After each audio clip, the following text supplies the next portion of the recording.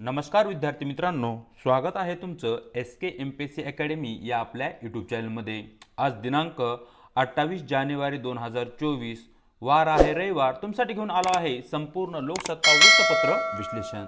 तर आज या ठिकाणी आपण ज्या काही आपल्या महत्त्वाच्या बातम्या आहेत त्यामध्ये मंडल आयोग, राज्यपाल, बिहार, लाल सागर, रोहन बोपन्ना, अरिना सबालेंका यांच्यावर आधारित ज्या काही महत्त्वाच्या न्यूज आहेत ज्या की लोकसत्ता न्यूजपेपरमध्ये आल्या आहेत त्यांना आपण या ठिकाणी MCQच्या माध्यमातून डिस्कस करणार आहोत आणि स्पर्धा परीक्षा दृष्टिकोनातून या ठिकाणी त्यांना आपण समजून घेण्याचा प्रयत्न करणार आहोत।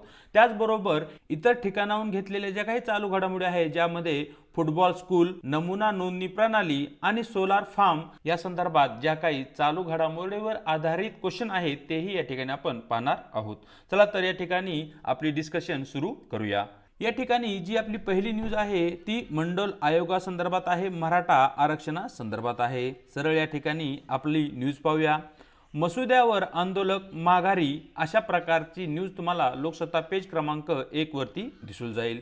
तर या ठिकाणी अलीकडे तुम्हाला माहित असेल की महाराष्ट्रामध्ये मराठा आरक्षण हा एक महत्त्वाचा इश्यू होता ज्यामध्ये सरकार आणि मनोज जरांगे पाटील यांच्यामध्ये समेट झालेला या ठिकाणी आपल्याला दिसतोय आणि त्या संदर्भात ती न्यूज आहे। या ठिकाणी या न्यूजवर आधारित जो काही आजचा आपला प्रश्न बनतो तो प्रश्न पाहूया। मंडल आयोग अहवाल केव्हा लागू करण्यात आला अशा प्रकारचा मित्रांनो या ठिकाणी आपला प्रश्न आहे। कालही आपण मंडल आयोगावर आधारित क्वेश्चन पाहिलेला होता। तर या ठिकाणी जे काही आपले पर्याय आहेत त्यामध्ये पर्याय पाहूया, ज्यामध्ये पर्याय ए आहे 1978, आपला पर्याय बी आहे 1990, आपला पर्याय सी आहे 1992 व शेवटी पर्याय आहे 2001। तर तुम्हाला माहिती असलं पाहिजे की 1992 साली या ठिकाणी मंडल आयोग लागू करण्यात आला होता किंवा त्याची अंमलबजावणी सुरू करण्यात आली होती। कारण या ठिकाणी 1990 साली जे काही मंडल आयोग आहे त्याला सुप्रीम कोर्टमध्ये चॅलेंज करण्यात आलं होतं आणि सुप्रीम कोर्टने या ठिकाणी 1992 साली मंडल आयोग लागू करण्यासाठी हिरवा कंदील या ठिकाणी दाखवला होता आणि यामुळे 1992 साली जो काही मंडल आयोग आहे तो भारतामध्ये लागू करण्यात आला होता आणि मंडल आयोग हा OBC आरक्षणासंदर्भात आहे हे तुम्हाला या ठिकाणी माहिती असणं आवश्यक आहे। आणि सर्वप्रथम जे काही मंडल आयोगाची नेमणूक करण्यात आली होती ती 1978 साली करण्यात आली होती, हाही पॉईंट तुम्हाला लक्षात असला पाहिजे। या ठिकाणी या प्रश्नाचं जे काही आपलं योग्य उत्तर राहील ते राहील पर्याय सी 1992 साली या ठिकाणी मंडल आयोगाचा जो काही अहवाल आहे तो लागू करण्यात आला होता। चलूया आपल्या पुढच्या न्यूजकडे जी की या ठिकाणी राज्यपाला संदर्भात आहे। या ठिकाणी सरळ न्यूज पाहूया। केरळच्या राज्यपालांचे रस्त्यावरच 2 तास ठाण अशा प्रकारची न्यूज तुम्हाला लोकसत्ता पेज क्रमांक 1 वरती दिसून जाईल। तर या ठिकाणी जे काही FSI चे जे काही विद्यार्थी संघटना आहे त्या संघटनेकडून या ठिकाणी राज्यपालांना काळे झेंडे दाखवण्यात आले। परिणामी या ठिकाणी संतापून राज्यपाल रस्त्यावरच या ठिकाणी धरणे आंदोलनासाठी बसले होते आणि त्या संदर्भात ती न्यूज आहे। या ठिकाणी आपल्याला माहित असेल की केंद्र सरकार हे काय करतं, राज्यपालांची नियुक्ती करतं आणि राज्याचं जे काही प्रशासन आहे त्यावर नियंत्रण ठेवण्याचं कार्य या ठिकाणी राज्यपालाकडून केलं जातं। मग या ठिकाणी राज्य सरकार आणि केंद्र सरकार नियुक्त राज्यपाल यांच्यामध्ये नेहमीच संघर्ष आपल्याला पाहायला भेटतो आणि खास करून केंद्रामध्ये एका विशिष्ट पक्षाचं सरकार असेल आणि राज्यामध्ये जर दुसऱ्या पक्षाचं सरकार असेल तर अशा परिस्थितीमध्ये हा जो संघर्ष आहे तो अधिकच तीव्र होताना आपल्याला दिसतो आणि त्या संदर्भात ती न्यूज आहे।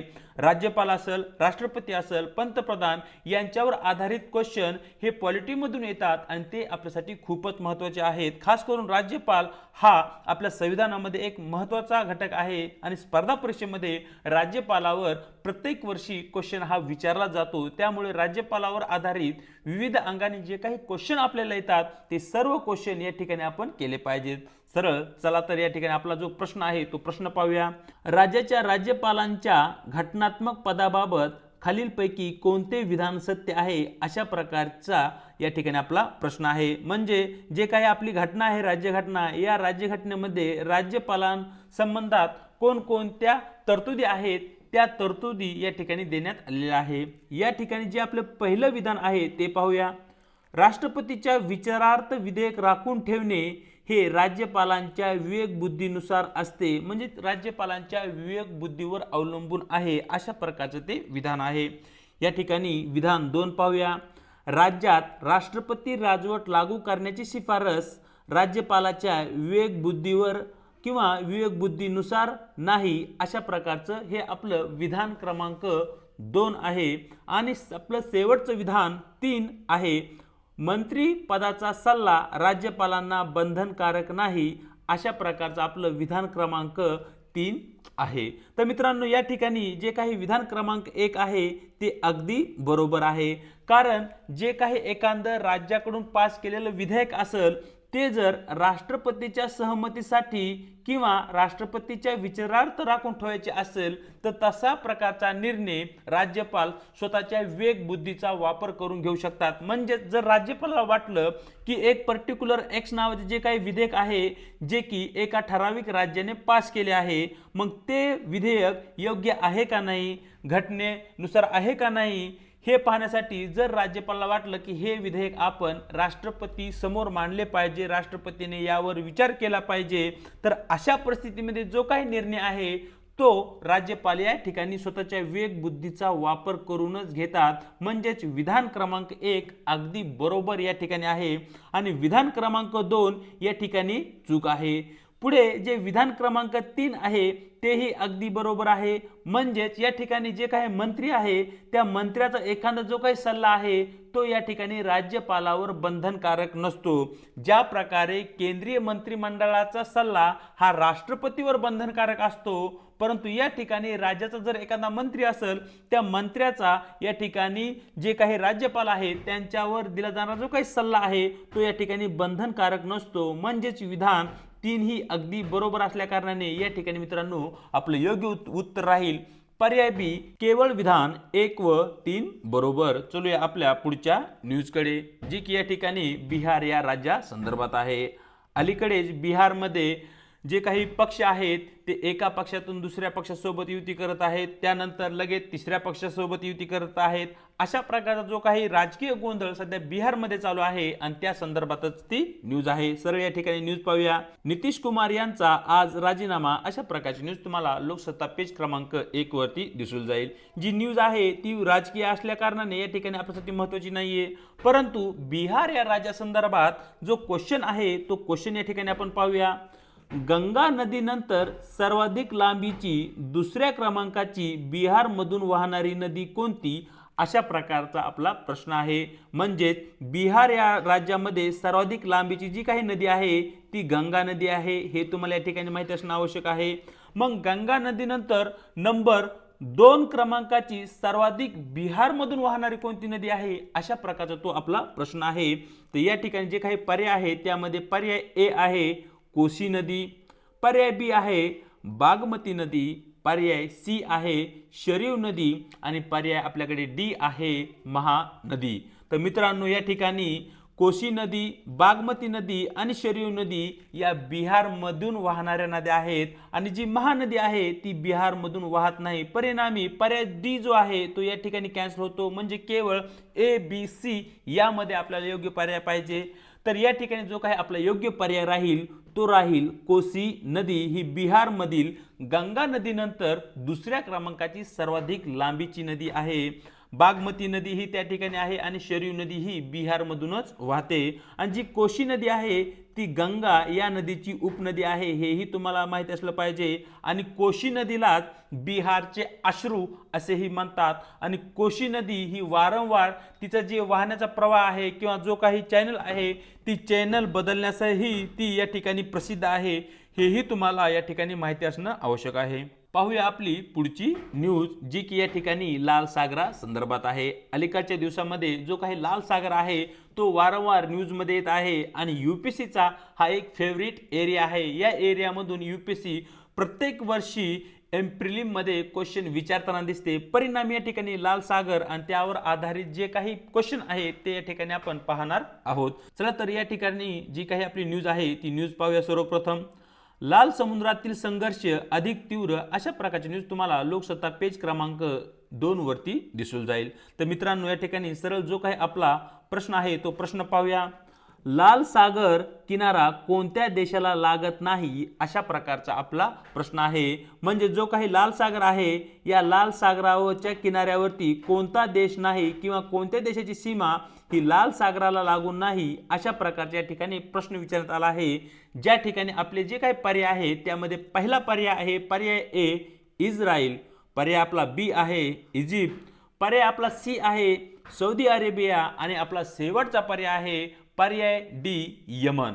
तर मित्रांनो या ठिकाणी जे काही उत्तर आहे ते पाहण्या अगोदर या ठिकाणी जो काही मॅप आहे मॅपमध्ये लाल सागराची या ठिकाणी तुम्ही पोझिशन पाहू शकता, ज्याला की आपण रेड सी असे म्हणतो. तर या ठिकाणी भूमध्य सागर येतो ज्याला आपण मेडिटेरियन सी असे म्हणतो, आणि भूमध्य सागर आणि लाल सागर यांना जोडणार एक कॅनल या ठिकाणी बनवण्यात आला आहे ज्याला की आपण सुएज कॅनल म्हणतो, जो की आंतरराष्ट्रीय व्यापाराच्या दृष्टिकोनातून खूपच महत्त्वाचा कॅनल मानला जातो. कारण जागतिक व्यापाराच्या सर्वाधिक व्यापार याच मार्गामुळे होत असल्यामुळे हा जो मार्ग आहे तो या ठिकाणी खूपच महत्त्वाचा असलेला दिसतो. आता या ठिकाणी जे काही रेड सी आहे किंवा लाल सागर आहे यावर कोणकोणत्या देशाच्या सीमा आहेत ते तुम्ही या मॅपच्या माध्यमातून पाहू शकताय. ज्यामध्ये सर्वाधिक महत्त्वाचा जो काही देश आहे, जर साऊथला पाहिलं तर यमन या ठिकाणी तुम्ही पाहू शकताय. त्यानंतर नॉर्थला पूर्वेस या ठिकाणी सौदी अरेबिया या देशाची बॉर्डर ही लाल सागराला लागून आहे.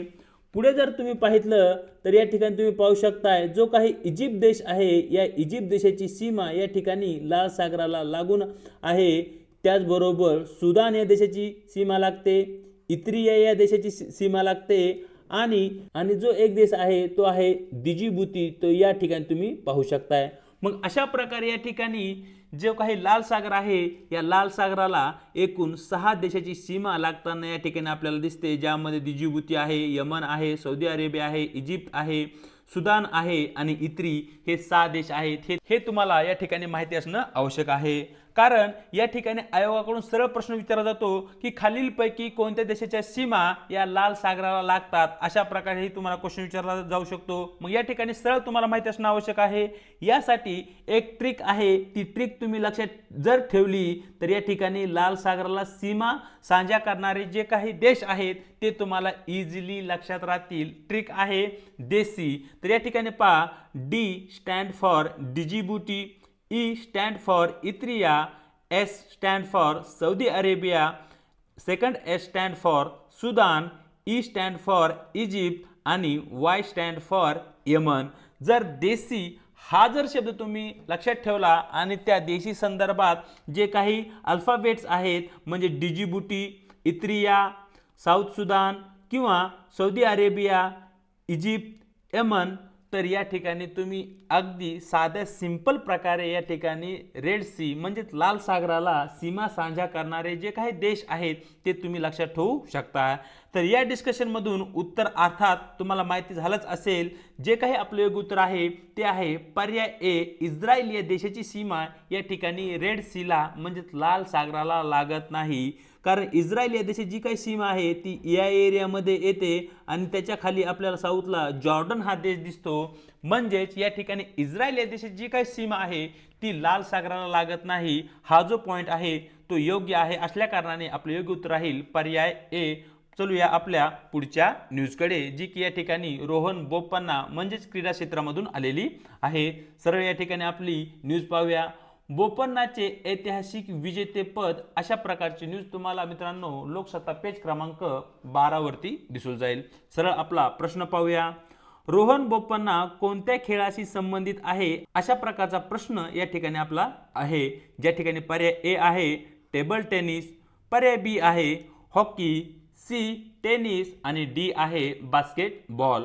तर मित्रांनो लक्षात असू द्या, रोहन बोपन्ना हा भारतीय खेळाडू टेनिस या खेळाशी संबंधित आहे आणि अलीकडेच रोहन बोपन्ना यांनी ऑस्ट्रेलियन खुल्या टेनिस स्पर्धेचे दुहेरीचे विजेतेपद पटकावले आहे. आणि त्याचबरोबर रोहन बोपन्ना हा वयाने 43 वर्षाचा असणारा सर्वाधिक वयस्कर खेळाडू आहे, ज्याने की ऑस्ट्रेलियन खुल्या टेनिस स्पर्धेचे या ठिकाणी विजेतेपद पटकावले आहे, जे की दुहेरीचे आहे. हेही तुम्हाला या ठिकाणी माहिती असणं आवश्यक आहे.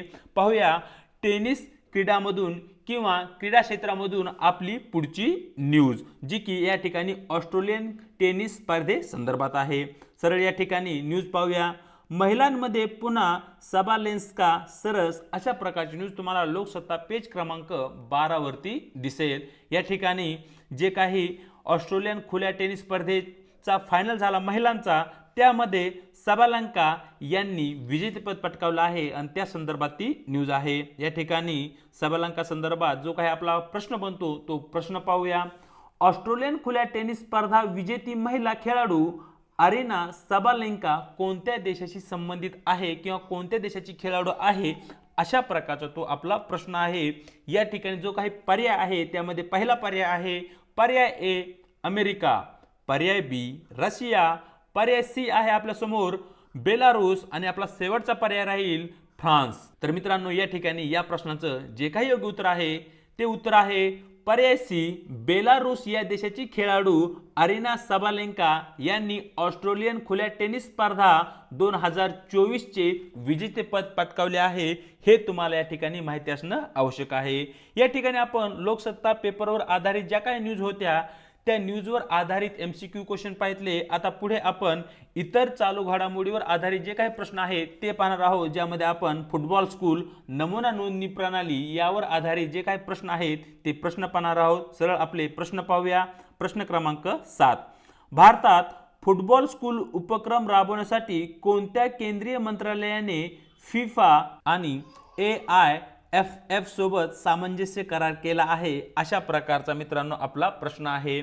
म्हणजेच या ठिकाणी भारतामध्ये जे काही फुटबॉलचं वातावरण आहे, फुटबॉल हा जो खेळ आहे याला प्रोत्साहन देण्यासाठी आणि फुटबॉल या खेळाची वाढ होण्यासाठी एक वातावरण निर्मिती व्हावी, यासाठी फिफा आणि AIFF यांच्यामध्ये करार करण्यात आला आहे आणि त्या संदर्भात तो प्रश्न आहे. या ठिकाणी जे पर्याय आहे त्यामध्ये पहिला पर्याय आहे युवा व्यवहार आणि क्रीडा मंत्रालय, आपला पर्याय बी आहे शिक्षण मंत्रालय, पुढचा पर्याय आहे कौशल्य विकास आणि उद्योजकता मंत्रालय आणि शेवटचा पर्याय आहे डी गृहनिर्माण आणि शहर व्यवहार मंत्रालय. तर मित्रांनो, या ठिकाणी तुम्हाला माहिती असलं पाहिजे की जे काही भारत सरकारचे कौशल्य विकास आणि उद्योजकता मंत्रालय आहे यांच्याकडून फिफा आणि AIFF यांच्यामध्ये सामंजस्य करार करण्यात आला आहे, ज्याच्या माध्यमातून भारतामध्ये फुटबॉल हा जो क्रीडा प्रकार आहे त्याला प्रोत्साहन देण्यात येईल. पाहूया प्रश्न क्रमांक 8. नमुना नोंदणी प्रणाली अहवालानुसार 2018-20 मध्ये भारतात सर्वात कमी लिंग गुणोत्तर कोणत्या राज्यात होते, अशा प्रकारचा मित्रांनो आपला प्रश्न आहे. ज्या ठिकाणी आपला जो पहिला पर्याय आहे पर्याय ए बिहार राज्य, बी उत्तर प्रदेश, सी आहे हरियाणा आणि पर्याय डी आहे उत्तराखंड. तर मित्रांनो, या ठिकाणी जो काही आपलं उत्तर आहे ते उत्तर पाहण्या अगोदर लिंग गुणोत्तर म्हणजे काय हे तुम्हाला या ठिकाणी समजून घेणं आवश्यक आहे. या ठिकाणी जे काही मेल आहेत ज्यांना आपण पुरुष म्हणतो, जर पुरुषांची संख्या 1000 असेल तर या ठिकाणी ज्या काही स्त्रिया आहेत त्या स्त्रियांची संख्या किती आहे याला आपण लिंग गुणोत्तर म्हणतो. म्हणजे पुरुषाशी तुलना करता स्त्रियांची संख्या समाजामध्ये किती आहे किंवा पुरुषांचा जन्मदर लक्षात घेता महिलांचा जन्मदर किती आहे, हा जो दर आहे, हे जे प्रमाण आहे याला आपण लिंग गुणोत्तर म्हणतो. फॉर एक्झाम्पल 2020 हे वर्ष आहे. 2020 या वर्षामध्ये जर 1000 मुलांचा जन्म झाला असेल आणि त्या ठिकाणी जर 950 मुलींचा जन्म झाला असेल तर हे झाले पुरुषाच्या तुलनेत मुलींचं असणारं गुणोत्तर. म्हणजे 2020 साली जे काही लिंग गुणोत्तर आहे ते 950 आहे असा त्याचा अर्थ होतो. आणि या ठिकाणी नमुना नोंदणी प्रणाली अहवालानुसार 2018 ते 20 मध्ये भारतामध्ये सर्वात कमी लिंग गुणोत्तर कोणत्या राज्यात होते, अशा प्रकारचा तो प्रश्न आहे. ज्या ठिकाणी आपला योग्य पर्याय राहील पर्याय डी उत्तराखंड या राज्यामध्ये नमुना नोंदणी प्रणाली 2018 नुसार सर्वात कमी लिंग गुणोत्तर होते, हे तुम्हाला या ठिकाणी माहिती असणं आवश्यक आहे. चलूया आपल्या शेवटच्या 2 प्रश्नाकडे, ज्यामध्ये एक जो प्रश्न आहे तो आहे सोलार फार्म्स संदर्भात. सर्वप्रथम प्रश्न क्रमांक 9 पाहूया. कोणत्या राज्याने बलात्कार आरोपींना अटकपूर्व जामीन देण्यास प्रतिबंध करणारे विधेयक मंजूर केले आहे? अशा प्रकारचा आपला प्रश्न क्रमांक 9 आहे, ज्यामध्ये पर्याय ए आहे गुजरात राज्य, पर्याय बी आहे उत्तर प्रदेश राज्य, पर्याय सी आहे तेलंगणा राज्य, पर्याय डी आहे मित्रांनो ओडिशा राज्य। तर या ठिकाणी जो काही आपला योग्य पर्याय आहे तो आहे पर्याय बी उत्तर प्रदेश या राज्याने बलात्कारासंदर्भात जे काही आरोपी आहेत त्या आरोपींना अटकपूर्व जामीन देण्यास या ठिकाणी प्रतिबंध केलेला आहे। पाहूया प्रश्न क्रमांक 10 जो की या ठिकाणी आजचा आपला शेवटचा प्रश्न आहे। सरळ प्रश्न पाहूया। भारतात सोलार फार्मची स्थापना करणारी पहिली ई कॉमर्स कंपनी कोणती? अशा प्रकारचा आपला प्रश्न आहे जो की या ठिकाणी आपल्यासाठी महत्त्वाचा आहे। या प्रश्नाला तुम्हाला स्टार करायचं आहे कारण ती भारतातील पहिली कंपनी आहे। या ठिकाणी जे काही पर्याय आहेत ते पर्याय आहेत वॉलमार्ट, बी ॲमेझॉन, सी फ्लिपकार्ट, डी आहे ईबे। तर मित्रांनो या ठिकाणी या प्रश्नाचं जे काही आपलं योग्य उत्तर आहे ते आहे पर्याय बी ॲमेझॉन ही भारतामध्ये ई कॉमर्स कंपनी आहे जी की भारतामध्ये सोलार फार्मची स्थापना करणार आहे, जी की भारताची पहिली ई कॉमर्स कंपनी आहे जी भारतामध्ये सोलार फार्मची निर्मिती करत आहे। त्या ठिकाणी सोलार फार्म म्हणजे काय हेही तुम्हाला माहिती असलं पाहिजे। एका मोठ्या एरियामध्ये आपण काय करतो, अशा प्रकारे मोठ्या प्रमाणावर सोलार पॅनल जे आहेत ते पॅनल इस्टॅब्लिश करतो आणि त्यांच्या माध्यमातून आपण विजेची निर्मिती करतो। तुम्ही प्रवास करत असताना किंवा ठराविक ठिकाणी अशा प्रकारचे पॅनल्स पाहितले असतील। मग अशा प्रकारे या ठिकाणी जी काही ऊर्जेची निर्मिती केली जाते आणि त्या एरियाला या ठिकाणी सोलार फार्म असं म्हटलं जातं। तर अशा प्रकारे मित्रांनो दिनांक 28 जानेवारीचं जे काही आपलं महत्त्वपूर्ण वृत्तपत्र डिस्कशन आहे ते या ठिकाणी आपण केलेलं आहे। चॅनलवरती जर नवीन असाल तर चॅनलला लाईक, शेअर आणि त्याचबरोबर न विसरता सबस्क्राईब करायला विसरू नका। आणि विशेष म्हणजे आपल्या व्हिडिओच्या डिस्क्रिप्शन बॉक्समध्ये देण्यात आलेली जे काही आपलं टेलिग्राम चॅनल आहे ते टेलिग्राम चॅनलही तुम्हाला जॉईन करायचे आहे, ज्याच्या माध्यमातून आपल्या प्रत्येक व्हिडिओच्या लिंक्स आणि त्याचबरोबर स्पर्धा परीक्षेसंदर्भात ज्या काही नवनवीन अपडेट असतील किंवा जे काही मटेरियल आहे अवेलेबल ऑनलाईन ते मटेरियलही तुम्हाला त्या ठिकाणी भेटण्यास मदत होईल। आज या ठिकाणी तेच थांबत आहोत, भेटूया एका नवीन व्हिडिओ सोबत।